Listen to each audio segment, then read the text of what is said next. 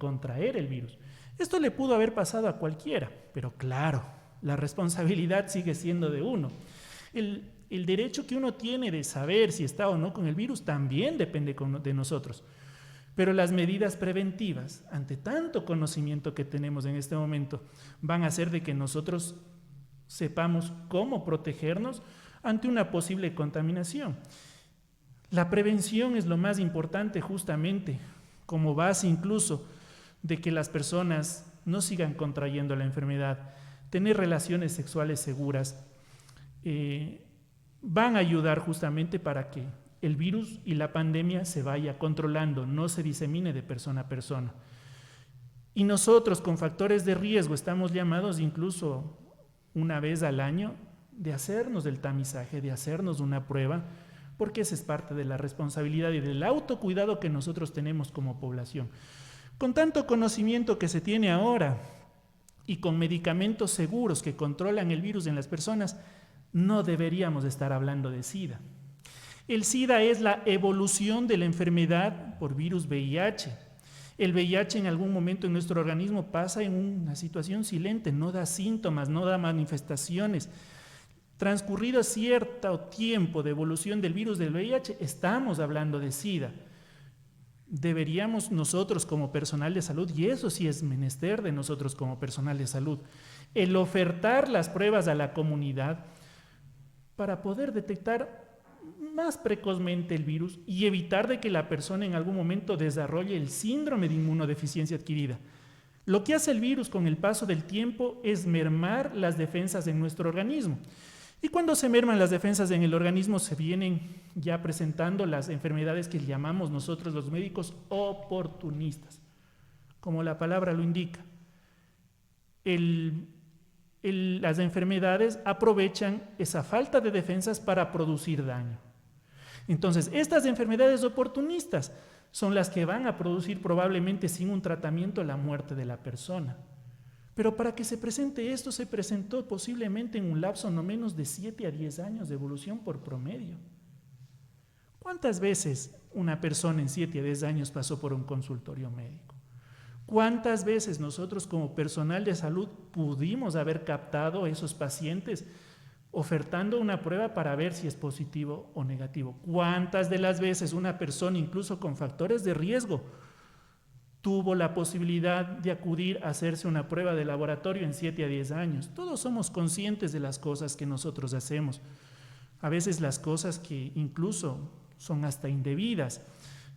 Pero eso es de la parte de la responsabilidad que cada uno de nosotros como personas tiene sobre su salud. Si decimos que todos tenemos factores de riesgo por tener algún momento vida sexual en el transcurso de la vida, nos pudimos haber contagiado. Así es, evidentemente, y bueno, dentro de todo este tema, como lo mencionábamos, viene bastante en realidad también la responsabilidad por parte del Estado, por parte de las personas encargadas del tema de salud. En este caso, no sé si tal vez en algún momento la irresponsabilidad ciudadana pueda llevar a no hacerse atender durante estos tiempos tan prolongados, pero por ejemplo, hay personas, y también me uno en ese grupo, de que hasta que no presenta dolencias, no asiste al médico y no tenemos esa forma tal vez de actuar de que por si acaso voy a ir a un control o a que me revisen cómo estoy de salud. En este sentido, ¿cómo podríamos nosotros hacer para que a lo mejor, cuál es el síntoma o cómo podríamos nosotros tener a lo mejor presente que deberíamos ir al médico a hacernos ciertos controles para poder evitar que se den este tipo de enfermedades? Culturalmente nosotros hemos visto, incluso ahora en pandemia por COVID, que carecemos de algo. Nuestro sistema, a veces cultural, hace que tengamos este tipo de complicaciones de que no somos de ir al médico cuando estamos bien, sino simplemente cuando ya presentamos enfermedad. Y eso es una situación cultural que nosotros tenemos que mejorar. Habló de las responsabilidades que tiene el Estado, obviamente. Responsabilidad del Estado es tener profesionales capacitados que oferten pruebas del VIH, de la cual hay que hacer también un llamado a los colegas de ofertar las pruebas. Paciente que incluso no viene solicitando una prueba de VIH, pero uno como médico se hizo la prueba del VIH este año. Uno como médico preguntar al paciente, ¿tiene factores de riesgo para contraer VIH? no quiere hacerse la prueba, hágase la prueba. A pesar de que el paciente venga por otras cosas, el médico tiene también la potestad de ofertar pruebas del VIH. Es menester del Estado el tener el stock de medicamentos para las personas para todas las personas que lo requieran, paciente identificado, paciente en tratamiento. Es menester del paciente que ya sabe que tiene su enfermedad, el seguir las recomendaciones médicas y no abandonar la medicación. Y lamentablemente, tenemos pacientes que sabiendo de su contexto, que sabiendo de su enfermedad, a veces no hacen un buen uso de la medicación. Todo es un conjunto de cosas que tienen que ir orquestadamente sincronizadas para que la pandemia como tal y el virus se vaya controlando. En la actualidad no deberíamos, como dije en un inicio, estar hablando de SIDA. Deberíamos simplemente hablar de pacientes que viven con virus del VIH. ¿Por qué? Porque con un diagnóstico temprano, con médicos empoderados y con tratamientos efectivos y eficaces, enfermedad de SIDA no debería existir. Pero lamentablemente seguimos en el discurso de pacientes muy enfermos, de personas que abandonan tratamiento por sus contextos sociales. La mayor parte de pacientes en nuestro medio toman su medicación de forma regular, habitualmente, pero el contexto social de algunos pacientes hace que la enfermedad, por su falta de empoderamiento en grupos sociales vulnerables, no se controle y se disperse a demás personas. Doctor, aquí recordarle a la ciudadanía cuáles son los primeros síntomas que se presentan cuando se está ya contagiado del VIH, porque solo de pronto los medios también de comunicación nos descuidamos un poquito y nos acordamos únicamente el día que es el día mundial de la lucha contra la eliminación del VIH, pero yo creo que estos temas sí tienen que ir de la mano los medios de comunicación, los médicos y toda la ciudadanía, pues para que nos podamos orientar y podamos romper precisamente esos tabús que existen de que, no es que como yo solo tengo una pareja sexual, entonces yo no me hago ver o yo no me voy a hacer chequear. Entonces aquí también viene la corresponsabilidad nuestra de hacerlo este examen quizás al año. Por eso le preguntaba cuáles son los primeros síntomas que se pueden dar, doctor. Muy buena su pregunta. Mire, la primoinfección del VIH, el momento agudo de entrada del virus, es uno de los principales síndromes que va a tener el paciente a lo largo de los primeros 15 días, teniendo un antecedente de riesgo. Si en los primeros 15 días la persona tuvo un antecedente de riesgo, que por lo general, por no decir el 99% de cosas que hace que la persona se contamine, que son relaciones sexuales sin protección, si la persona con ese antecedente en los 15 días tiene un síndrome donde se inflaman los ganglios, donde puede haber fiebre, donde puede haber un exantema, son los primeros indicios de la enfermedad aguda.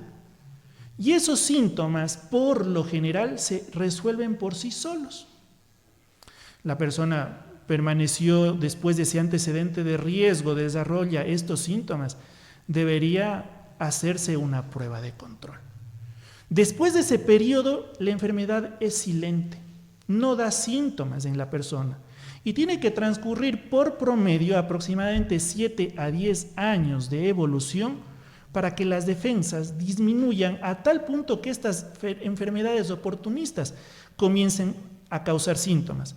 Es allí cuando el paciente comienza a presentar diarrea crónica, una diarrea que dura más de 15 días, el paciente comienza a tener pérdida de peso, el paciente comienza a presentar sudoración, el paciente comienza a veces con tos y con pérdida de peso.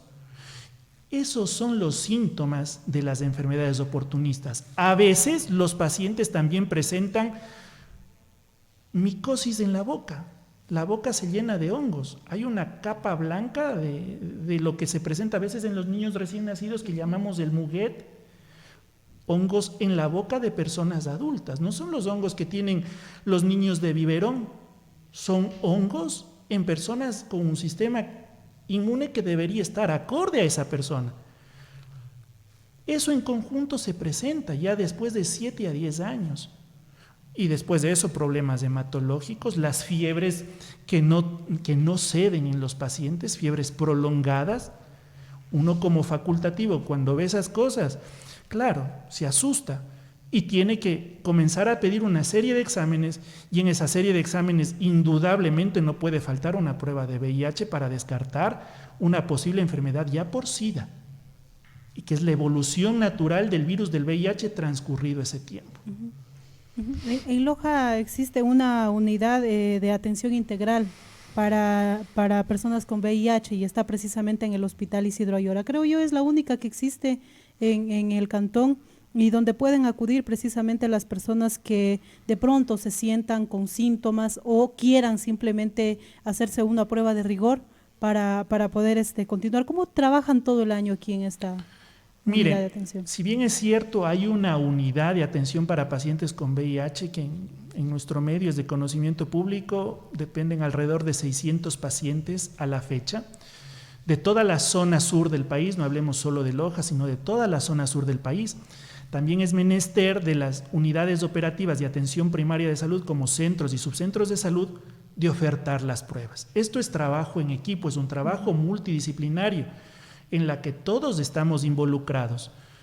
Y el ofertamiento de pruebas se lo tiene que hacer, pero las personas también tienen que llegar a hacerse la prueba, así sea como dijeron, para una persona que por una situación de estoy bien, estoy sano, pero empoderada de su situación de factores de riesgo como es actividad sexual, así sea con una persona, así sea una persona monógama y que vive en monogamia, tiene que hacerse la prueba. Es un factor de riesgo el tener actividad sexual, porque en eso puede venir el virus del VIH.